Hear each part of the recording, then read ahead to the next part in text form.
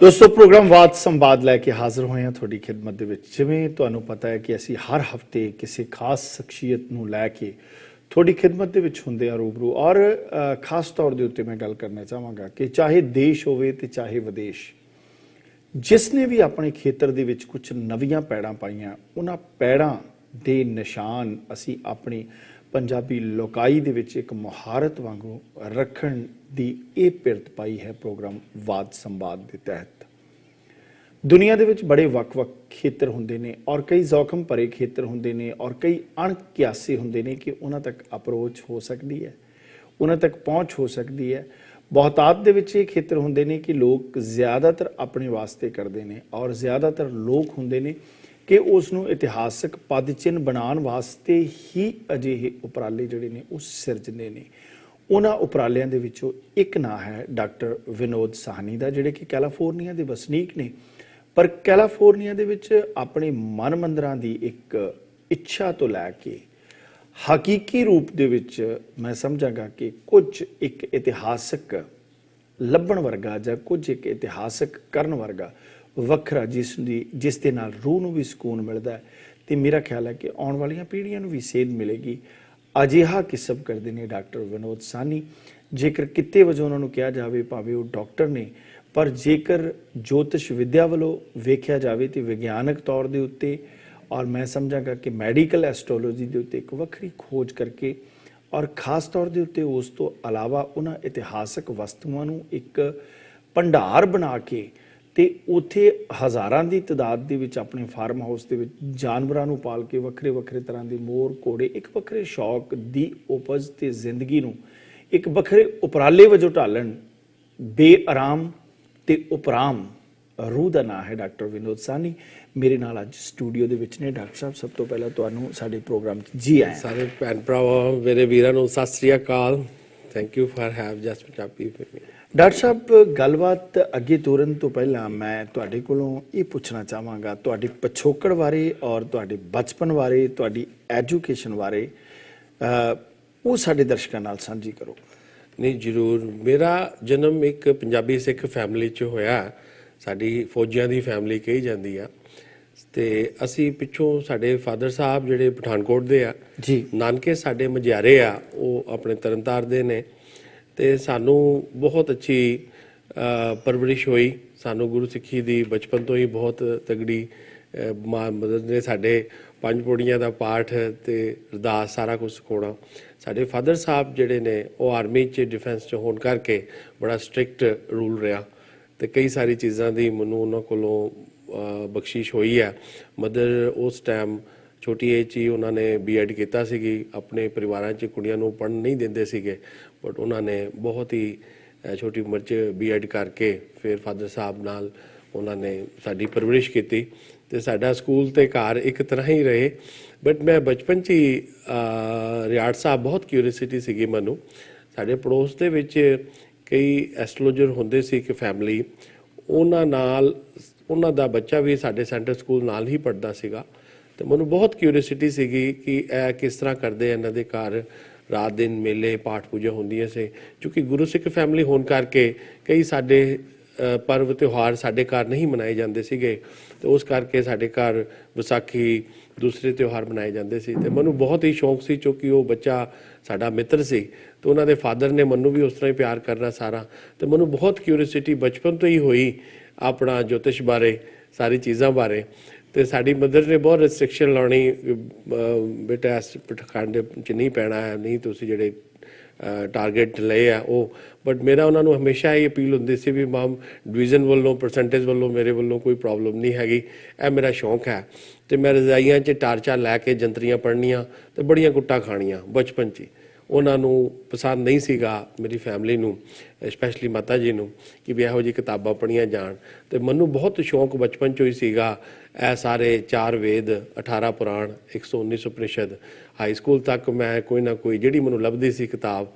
पहला तो उस टाइम रियाड़ साहब किताबां मिलनियां बहुत औखियां सी।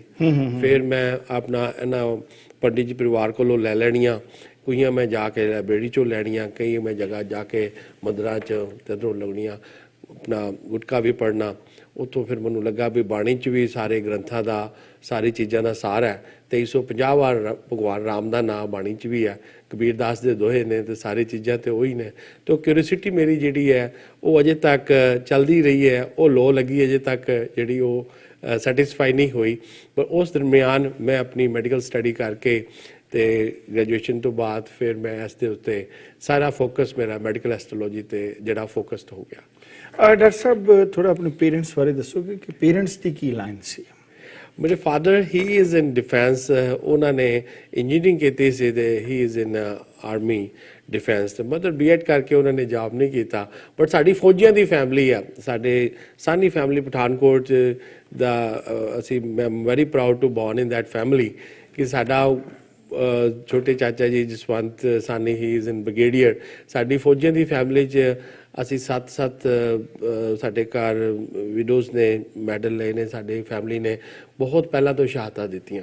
ਅਸੀਂ ਪਿੱਛੋਂ ਆਪਣੇ ਗੁਰੂਆਂ ਦੇ ਸਾਰੇ ਨਾਲ ਅਟਾਰੀ ਪਿੰਡ ਤੋਂ ਵੀ ਸਾਡੇ ਰਿਲੇਸ਼ਨਸ ਨੇ, ਸ਼ਾਮ ਸਿੰਘ ਅਟਾਰੀ ਤੇ ਉਹਨਾਂ ਦੇ ਵੀ ਫੈਮਿਲੀ ਤੋਂ, ਸਾਡੇ ਨਾਨਕਿਆਂ 'ਚੋਂ ਵੀ। ਤੇ ਸਾਡੇ ਫੈਮਿਲੀ 'ਚ ਵਿੱਚ ਯੋਧਾ ਸੋਲਜਰ ਬਚਪਨ 'ਚ ਹੀ ਸਾਨੂੰ ਕਈ ਸਾਰੀ ਚੀਜ਼ਾਂ ਜਿਹੜੀਆਂ ਸਾਡੇ ਘਰ ਖੰਡਾ ਕਿਰਪਾਨਾਂ ਹੋਣੀਆਂ, ਕਈ ਚੀਜ਼ਾਂ ਹੋਣੀਆਂ, ਤੇ ਸਾਨੂੰ ਬੜੀ ਕਿਊਰੀਸਿਟੀ ਹੋਣੀ ਮਦਰ ਮਾਤਾ ਜੀ ਨੂੰ ਪੁੱਛਣਾ, ਉਹਨਾਂ ਨੇ ਸਾਨੂੰ ਦੱਸਣਾ ਹਰੀ ਸਿੰਘ ਨਲਵਾ ਦੇ ਬਾਰੇ ਵੀ। ਅਫਗਾਨਿਸਤਾਨ 'ਚ ਮੁਸਲਮਾਨ ਭਰਾਵਾਂ ਨੂੰ ਸੁੱਥਣਾ ਪਵਾਤੀਆਂ, ਅੱਜ ਨੈਸ਼ਨਲ ਡਰੈਸ ਹੈ। ਉਹਨਾਂ ਨੇ ਬੰਦਾ ਬਹਾਦਰ ਦਾ ਲੈਜੈਂਡ ਸੁਣਾਉਣਾ, ਅਸੀਂ ਸੁਣਨੀਆਂ ਸਾਖੀਆਂ, ਉਹਨਾਂ ਤੋਂ ਸਮਝਣੀਆਂ।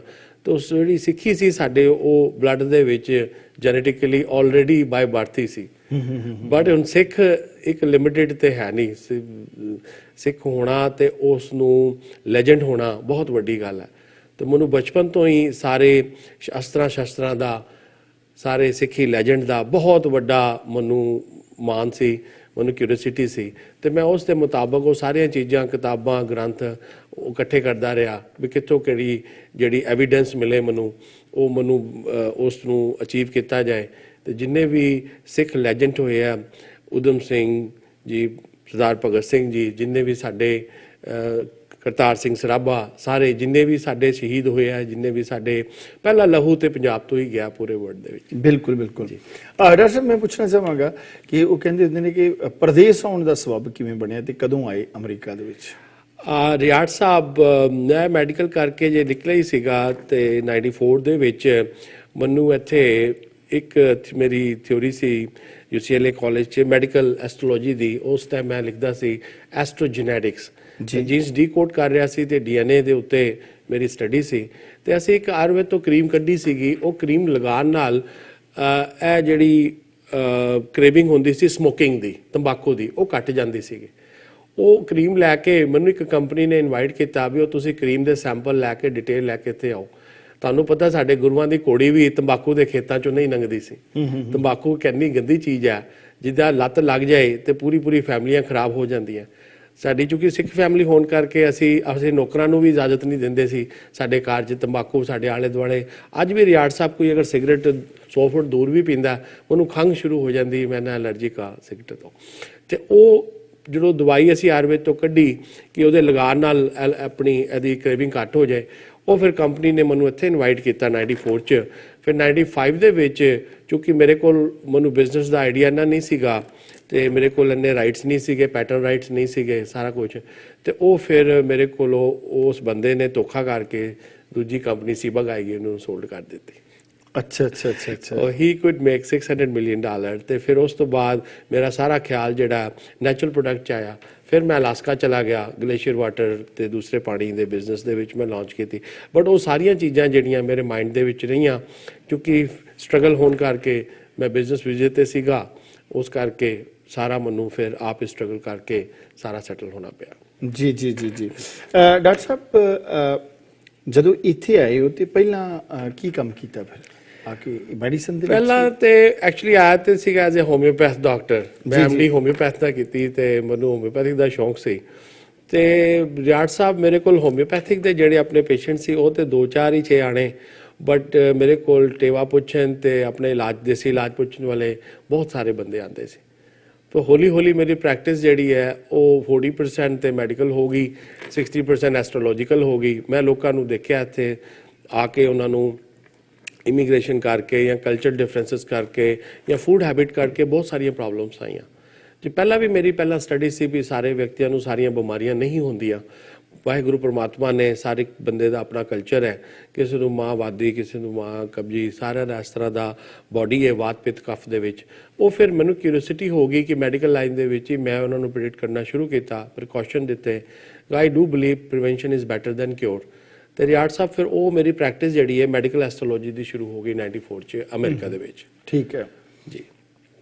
ਤੇ ਡਾਕਟਰ ਸਾਹਿਬ ਇਸ ਵੇਲੇ ਕਿਹੜੀ ਜਗ੍ਹਾ ਤੇ ਰਹਿ ਰਹੇ ਹੋ ਤੁਸੀਂ? ਮੈਂ ਇਸ ਵੇਲੇ ਜੀ ਇੱਕ ਕੈਲੀਫੋਰਨੀਆ 'ਚ ਜਗ੍ਹਾ ਬੇਕਰਸਫੀਲਡ ਜੀ। ਤੇ ਬੇਕਰਸਫੀਲਡ 'ਚ ਅਸੀਂ ਹੁਣ ਉੱਥੇ ਰਹਿ ਰਹੇ ਹਾਂ। ਵਜੇ ਪਹਿਲਾਂ ਤੇ ਮੈਂ ਲਾਸ ਐਂਜਲਸ ਹੀ ਰਹਿੰਦਾ ਸੀ ਜੀ, ਤੇ ਹੁਣ ਬੇਕਰਸਫੀਲਡ ਦੇ ਵਿੱਚ ਕਿਉਂਕਿ ਕਈ ਸਾਰੀ ਅਰਬ ਜੜੀ ਬੂਟੀਆਂ ਪ੍ਰੀਜ਼ਰਵ ਕਰਨ ਲਈ ਤੇ ਜਿਸ ਹਿਸਾਬ ਦਾ ਆਰਗੈਨਿਕ ਪਿਓਰ ਆਰਗੈਨਿਕ ਲਾਈਫ ਅਸੀਂ ਜੀਣਾ ਚਾਹੁੰਦੇ ਹਾਂ, ਜਿਹਦੇ ਵਿੱਚ ਆਪਣੀਆਂ ਸਬਜ਼ੀਆਂ, ਆਪਣੀ ਸੱਭਿਅਤਾ, ਪੰਜਾਬੀ ਸੱਭਿਆਚਾਰ, ਉਹ ਹਰ ਜਗ੍ਹਾ ਪੋਸੀਬਲ ਨਹੀਂ ਕਿ ਜਗ੍ਹਾ ਬਹੁਤ ਤੰਗ ਹੈ।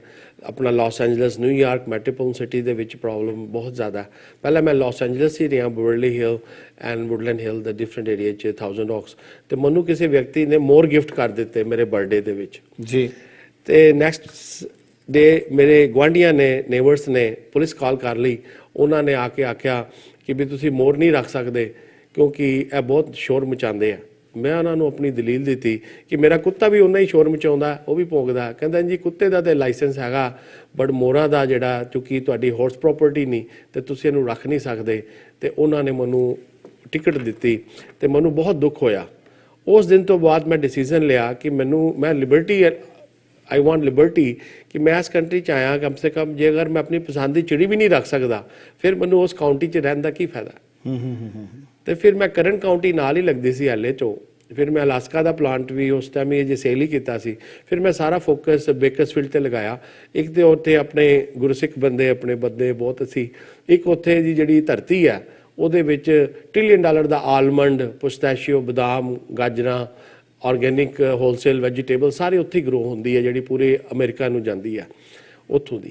ਫਿਰ ਮੈਂ ਉੱਥੇ ਆਪਣਾ ਰੈਂਚ ਲੈ ਕੇ ਉੱਥੇ ਸਾਰੇ ਆਪਣੇ ਜੜੀ ਬੂਟੀਆਂ ਪ੍ਰੀਜ਼ਰਵ ਕੀਤੀਆਂ ਤੇ ਕੋਸ਼ਿਸ਼ ਕਰ ਰਹੇ ਆ ਜੀ ਛੋਟੇ ਸਕੇਲ ਤੇ। ਸਾਰੇ ਐਗਜ਼ੋਟਿਕ ਐਨੀਮਲ ਜਿਨ੍ਹਾਂ ਨਾਲ ਮੈਨੂੰ ਬਹੁਤ ਹੀ ਲਗਾਵ ਸੀ ਬਚਪਨ 'ਚੋਂ, ਘੋੜੇ ਦਾ ਸਾਰਾ, ਤੇ ਉਹ ਵੀ ਨਗਰ ਕੀਰਤਨ 'ਚ ਘੋੜੇ ਭੇਜਣੇ, ਜਾਲ ਪਾਉਣਾ, ਨਿਹੰਗਾ ਵਗੂ। ਸਾਰੀਆਂ ਗੱਲਾਂ ਡਾਕਟਰ ਸਾਹਿਬ ਤੁਹਾਡੇ ਨਾਲ ਬਾਅਦ ਵਿੱਚ ਕਰਾਂਗੇ ਔਰ ਡਾਕਟਰ ਵਿਨੋਦ ਸਾਨੀ ਨਾਲ ਉਹਨਾਂ ਦੀ ਮੌਜੂਦਾ ਜ਼ਿੰਦਗੀ ਦੇ ਸਫ਼ਰ ਦੀ ਬਹੁਤ ਹੀ ਖੂਬਸੂਰਤ ਦਾਸਤਾਨ ਜਿਹੜੀ ਹੈ ਔਰ ਉਹਨਾਂ ਦੀ ਸ਼ਖਸੀਅਤ ਬਾਰੇ ਗੱਲਾਂ ਬਾਤਾਂ ਦਾ ਸਿਲਸਿਲਾ ਇਸੇ ਤਰ੍ਹਾਂ ਜਾਰੀ ਰਹੇਗਾ। ਮਿਲਦੇ ਇੱਕ ਛੋਟੇ ਜਿਹੇ ਬ੍ਰੇਕ ਤੋਂ ਬਾਅਦ।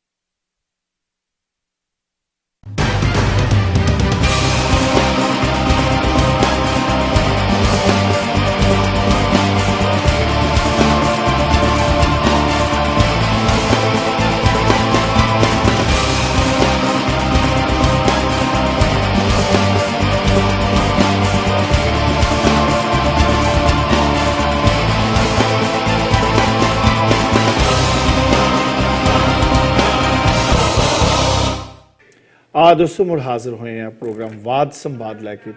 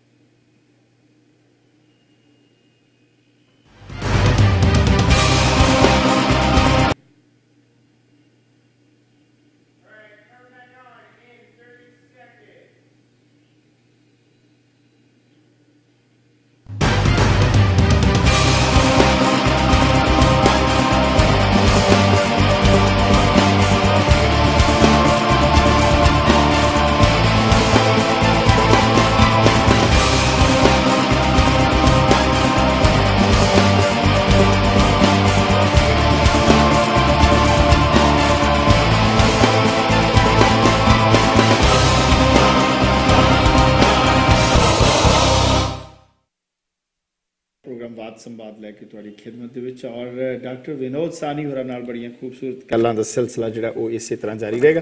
ਡਾਕਟਰ ਸਾਹਿਬ ਤੁਸੀਂ ਮੋਰਾਂ ਦੀ ਗੱਲ ਕਰ ਰਹੇ ਸੀ ਤੇ ਫਿਰ ਆਪਣਾ ਰੈਂਚ ਲੈ ਕੇ ਮੋਰ ਰੱਖੇ ਉੱਥੇ ਤੱਕ ਕਿਵੇਂ ਪਹੁੰਚੇ? ਹਾਂਜੀ, ਫਿਰ ਉਹ ਮੋਰ ਐਕਚੁਅਲੀ ਅਸੀਂ ਇੰਡੀਆ 'ਚ ਚਿੱਟੇ ਮੋਰ ਨਹੀਂ ਹੁੰਦੇ, ਇੰਡੀਆ ਦੇ ਨੈਸ਼ਨਲ ਬਰਡ ਹੈ।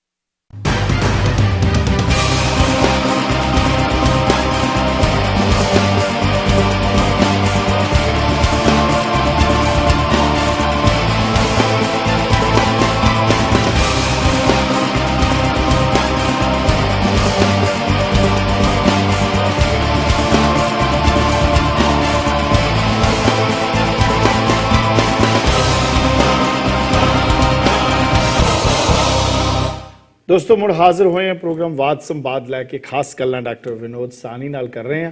ਸਾਨੀ ਸਾਹਿਬ ਮੈਨੂੰ ਇਹ ਗੱਲ ਦੱਸੋ ਕਿ ਉਹ ਮੋਰਾਂ ਦੀ ਤਮੰਨਾ ਨੇ ਤੁਹਾਨੂੰ ਫਿਰ ਕਾਉਂਟੀ ਚੜਾ ਦਿੱਤੀ ਤੇ ਤੁਸੀਂ ਫਿਰ ਆ ਕੇ ਬੇਕਰਫੀਲਡ ਵਸ ਗਏ। ਹਾਂਜੀ, ਤੇ ਕਿਵੇਂ ਮਤਲਬ ਉੱਥੇ ਜੁਗਾੜ ਕੀਤਾ, ਕਿਵੇਂ ਮੋਰ ਉੱਥੇ ਲੈ ਕੇ ਆਏ? ਰਿਆੜ ਸਾਹਿਬ ਉਸ ਟਾਈਮ ਜਿਹੜਾ ਇੰਡੀਆ ਦਾ ਨੈਸ਼ਨਲ ਬਰਡ ਹੈ ਉਹ ਮੋਰ ਹੈ, ਪੀਕੌਕ ਹੈ। ਸਾਡੇ ਉੱਥੇ ਬਲੂ ਪੀਕੌਕ ਹੁੰਦੇ ਆ। ਇੱਥੇ ਆ ਕੇ ਮੈਨੂੰ ਜਿਹੜੇ ਮੇਰੇ ਫਰੈਂਡ ਨੇ ਗਿਫਟ ਕੀਤੇ ਉਹ ਚਿੱਟੇ ਮੋਰ ਸੀਗੇ। ਅਸੀਂ ਵਾਈਟ ਪੀਕੌਕ ਅਲਬਾਈਨੋ ਨਹੀਂ ਦੇਖੇ। ਫਿਰ ਉਸਨੇ ਮੈਨੂੰ ਬਲੈਕ ਪੀਕੌਕ ਇਜਿਪਟ ਤੋਂ ਵੀ ਗਿਫਟ ਕੀਤੇ, ਉਹਨੇ ਮੰਗਾਏ ਸੀਗੇ। ਤੇ ਉਸ ਕਰਕੇ ਉਹ ਫਿਰ ਮੈਨੂੰ ਬੜੇ ਐਗਜ਼ੋਟਿਕ ਲੱਗੇ। ਮੈਨੂੰ ਲੱਗਿਆ ਵੀ ਜਿਹੜੀ ਚੀਜ਼ ਮੈਨੂੰ ਬਖਸ਼ੀਸ਼ ਗਿਫਟ ਹੋਈ ਹੈ ਉਹਦੀ ਕਦਰ ਕਰਨੀ ਚਾਹੀਦੀ ਹੈ ਤੇ ਇਹ ਜਾਨਵਰਾਂ ਦਾ ਕੋਈ ਕਸੂਰ ਨਹੀਂ। ਤੇ ਫਿਰ ਮੈਂ ਉਹ ਕਾਉਂਟੀ ਚੋਂ ਆਪਣਾ ਕਰਨ ਕਾਉਂਟੀ ਦੇ ਵਿੱਚ ਮੂਵ ਹੋ ਗਿਆ ਤੇ ਉੱਥੇ ਫਿਰ ਮੈਂ ਮੋਰਾਂ ਨੂੰ ਸਾਰਾ ਪ੍ਰੀਜ਼ਰਵ ਕੀਤਾ। ਇਹਨਾਂ ਦੀ ਪ੍ਰਜਾਤੀਆਂ ਨੂੰ ਕਈ ਲੁਪਤ ਹੋ ਰਹੀਆਂ, ਚਿੱਟੇ ਮੋਰ, ਅਲਬਾਈਨੋ, ਕਾਲੇ ਮੋਰ, ਫਿਰ ਇੰਡੀਅਨ ਬਲੂ ਤੇ ਗ੍ਰੀਨ ਜਾਵਾ ਸਾਰੇ। ਫਿਰ ਉਹ ਸਿਲਸਿਲਾ ਰਿਆੜ ਸਾਹਿਬ ਗਾਂ ਨੂੰ ਗਾਂ ਕਬੂਤਰ, ਕਿਉਂਕਿ ਸਾਡੇ ਗੁਰੂਆਂ ਦਾ, ਸਿੱਖਾਂ ਦਾ ਜਾਨਵਰਾਂ ਨਾਲ, ਘੋੜਿਆਂ ਨਾਲ, ਕਬੂਤਰਾਂ ਨਾਲ, ਬਾਜਾਂ ਨਾਲ, ਸਾਰਿਆਂ ਨਾਲ ਬਹੁਤ ਅਟੁੱਟ ਪਿਆਰ ਰਿਹਾ। ਉਹਨਾਂ ਨਾਲ ਫਿਰ ਮੈਨੂੰ ਵੀ ਬਹੁਤ ਜ਼ਿਆਦਾ ਸੀਗਾ। ਸਾਡੇ ਪੰਜਾਬ 'ਚ ਵੀ ਬਾਜੀਆਂ ਹੁੰਦੀਆਂ ਸੀਗੀਆਂ, ਕਈ ਸਾਰੇ ਚੀਜ਼ਾਂ ਦਾ ਬਹੁਤ ਪਿਆਰ ਸੀ। ਫਿਰ ਮੈਨੂੰ ਇੱਥੇ ਉਹਦੀ ਸਹੂਲਤਾਂ ਮਿਲੀਆਂ ਤੇ ਫਿਰ ਮੈਂ ਉਸ ਕਾਉਂਟੀ ਦੇ ਵਿੱਚ ਸਾਰੇ ਆਪਣੇ ਜਾਨਵਰਾਂ ਦਾ, ਉਸ ਕਾਉਂਟੀ ਜਿਹੜੀ ਹੈ ਉੱਥੇ ਜਾਨਵਰਾਂ ਦਾ ਬਹੁਤ ਜ਼ਿਆਦਾ ਪਿਆਰ ਆ। ਹਰ ਘਰ ਦੇ ਵਿੱਚ ਘੋੜਾ, ਚਿੜੀ, ਡੌਗ ਕੁਛ ਨਾ ਕੁਛ ਲੋਕੀ ਰੱਖਦੇ ਆ। ਇਸ ਵੇਲੇ ਤੁਹਾਡਾ ਜਿਹੜਾ ਰੈਂਚ ਹੈ ਉੱਥੇ ਕਿੰਨੇ ਜਾਨਵਰ ਨੇ ਇਸ ਟਾਈਮ? ਜੀ ਰਿਆੜ ਸਾਹਿਬ ਵੀ ਹੈਵ ਲਾਈਕ 25 ਕੁ ਘੋੜੇ ਆ ਸਾਡੇ ਕੋਲ।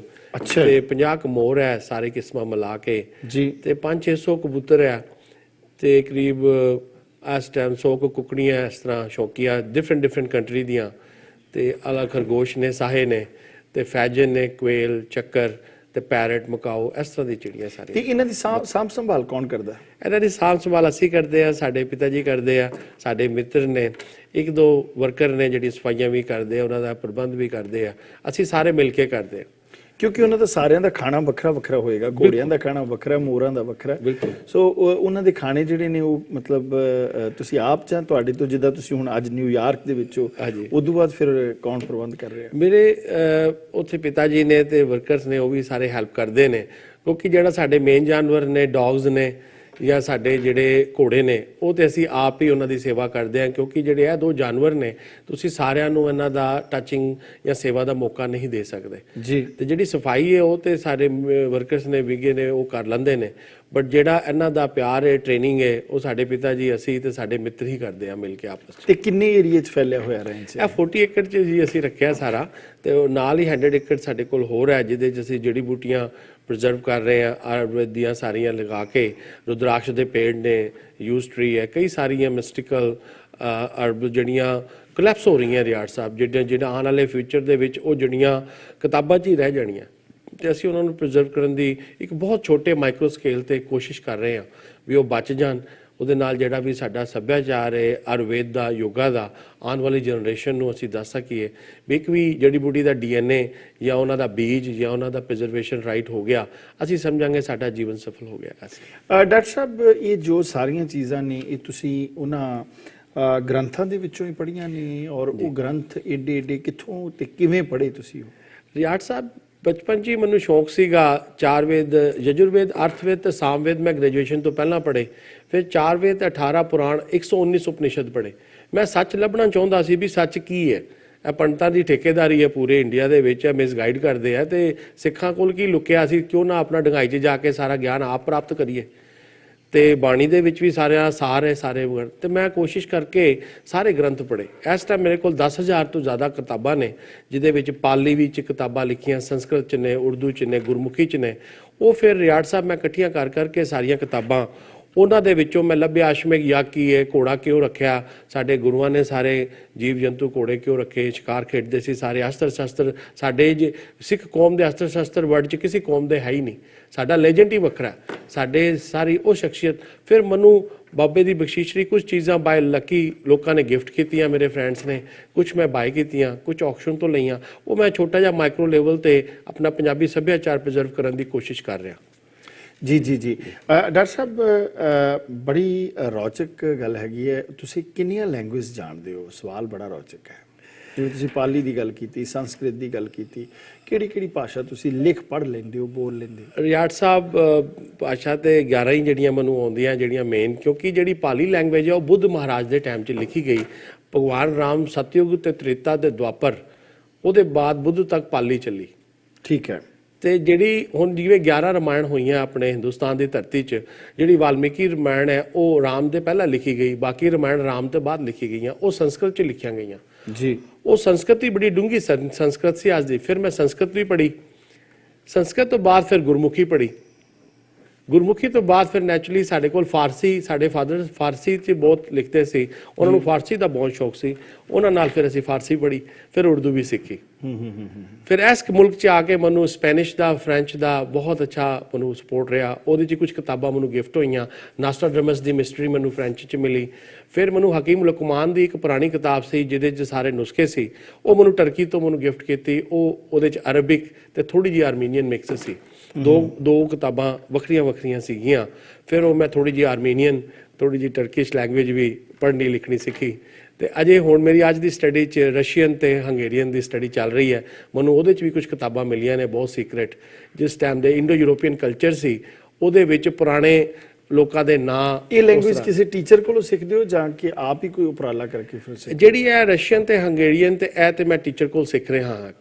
ਜਿਹੜੀਆਂ ਪੁਰਾਣੀਆਂ ਜਿਹੜੀਆਂ ਲੈਂਗੁਏਜ ਸੀ ਉਹਦੇ 'ਚ ਫਾਰਸੀ ਤੇ ਉਰਦੂ ਪਿਤਾ ਜੀ ਕੋਲ ਮੈਂ ਸਿੱਖੀ ਤੇ ਬਾਕੀ ਸਾਰੀਆਂ ਮੈਂ ਆਪ ਕੋਸ਼ਿਸ਼ ਕੀਤੀ। ਪਾਲੀ ਲੈਂਗੁਏਜ ਜਿਹੜੀ ਸੀ ਉਹ ਮੈਨੂੰ ਜੈਨਿਕ ਸੀਗੇ ਹਮਾਰੇ ਬਹੁਤ ਸੀਰੀਅਸ, ਉਹਨਾਂ ਕੋਲ ਮੈਨੂੰ ਜਾ ਕੇ ਸਿੱਖਣੀ ਪਈ, ਕਿਉਂਕਿ ਉਹ ਗ੍ਰੰਥ ਐਸੇ ਸੀ, ਉਹ ਬੜੇ ਪਵਿੱਤਰ ਸੀ। ਉਹ ਚਾਹੁੰਦੇ ਨਹੀਂ ਸੀ ਕਿ ਵੀ ਇਹ ਕੋਈ ਐਸਾ ਵਿਅਕਤੀ ਪੜ੍ਹੇ ਜਿਹੜਾ ਆਪ ਸਾਤਵਿਕ ਨਾ ਹੋਵੇ ਉਹਨੂੰ। ਇੱਕ ਮੈਂ ਹੋਰ ਸਵਾਲ ਕਰਨਾ, ਤੁਸੀਂ ਦੱਸਿਆ ਸੀ ਕਿ ਤੁਹਾਡੇ ਕੋਲ ਮਤਲਬ ਤੋਸ਼ੋਖਾਨੇ ਵਾਂਗੂ ਸਮਾਨ ਬਹੁਤ ਇਤਿਹਾਸਕ ਸਮਾਨ, ਉਹਦਾ ਜ਼ਿਕਰ ਕਰੋ ਕਿ ਕਿਸ ਤਰ੍ਹਾਂ ਦਾ ਇਤਿਹਾਸਕ ਸਮਾਨ ਹੈ? ਮੈਨੂੰ ਪਤਾ ਲੱਗਿਆ ਇੱਥੇ ਫਲੋਰੀਡਾ ਤੇ ਆਕਸ਼ਨ ਹੋ ਰਿਹਾ ਸੀ ਰਿਆੜ ਸਾਹਿਬ।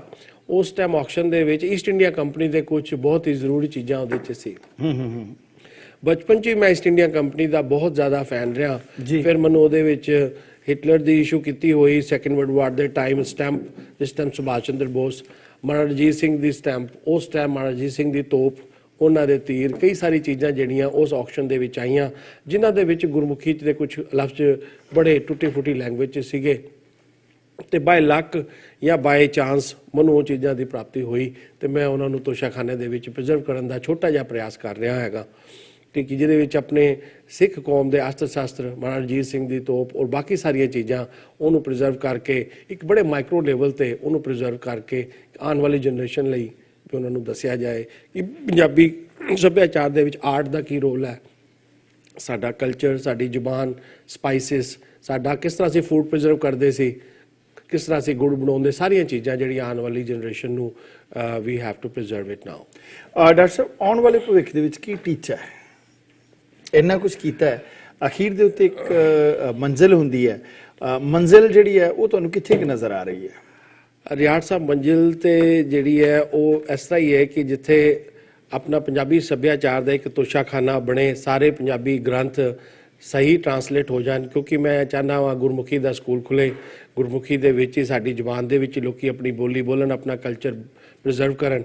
ਤੇ ਮੈਂ ਤੋਸ਼ਾਖਾਨਾ ਤੇ ਲਾਇਬ੍ਰੇਰੀ ਦਾ ਮੇਰਾ ਏਮ ਹੈ। ਗਾਂ ਦੇ ਵਿੱਚ ਮੈਨੂੰ 2-3 ਚੀਜ਼ਾਂ ਦਾ ਹੈਗਾ, ਜਿਹੜਾ ਵੀ ਸਹੀ ਨੌਲੇਜ ਹੈ, ਜਿਹੜਾ ਸੱਚ ਹੈ, ਉਹ ਸਾਹਮਣੇ ਆਏ, ਕਿਉਂਕਿ ਜੋ ਸਿੱਖ ਲੈਜੈਂਡ ਹੈ, ਜੋ ਅਸੀਂ ਪੂਰੇ ਵਰਲਡ ਦੇ ਵਿੱਚ ਹੈ, ਉਹ ਸਾਰਿਆਂ ਨੂੰ ਉਸ ਦੀ ਨੌਲੇਜ ਨਹੀਂ ਹੈਗੀ। ਚਾਹੇ ਜੋ ਪਹਿਲਾਂ ਅਫਗਾਨਿਸਤਾਨ, ਪਾਕਿਸਤਾਨ, ਤਿੱਬਤ, ਸ਼੍ਰੀਲੰਕਾ, ਸਾਰਾ ਈਸਟ ਕੋਸਟ ਜਿੰਨਾ, ਉਹ ਸਾਰਾ ਇੰਡੀਆ ਹੀ ਹੁੰਦਾ ਸੀ।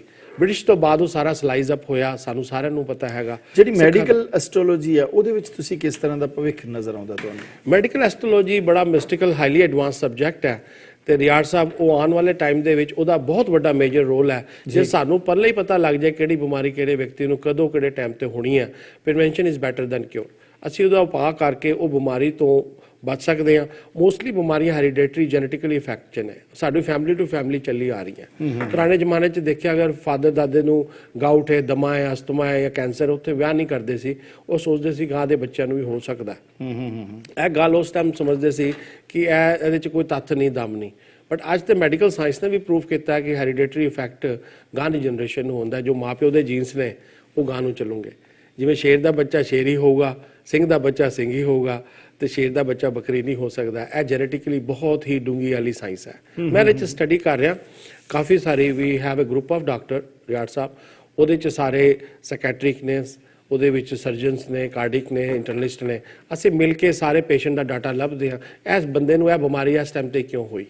ਉਹ ਮੋਰ ਦੈਨ 4.5 ਲੱਖ ਲੋਕਾਂ ਦੇ ਅਸੀਂ 72 ਕੰਟਰੀਆਂ ਦੇ ਅਸੀਂ ਡਾਟਾਸ ਇਕੱਠੇ ਕੀਤੇ ਆ। ਅਸੀਂ ਹੋਰ ਵੀ ਪ੍ਰਯਾਸ ਕਰ ਰਹੇ ਹਾਂ, ਕਿਉਂਕਿ ਅਸੀਂ ਚਾਹੁੰਦੇ ਹਾਂ ਸਾਇੰਟੀਫਿਕ ਮੈਡੀਕਲ ਐਸਟ੍ਰੋਲੋਜੀ ਦੀ ਚੀਜ਼ ਸਾਹਮਣੇ ਆਏ, ਗਾਂ ਨੂੰ ਇਹਦਾ ਫਿਊਚਰ ਆਪਣੇ ਭੈਣਾਂ ਭਰਾਵਾਂ ਨੂੰ ਇਹਦਾ ਲਾਭ ਮਿਲੇ।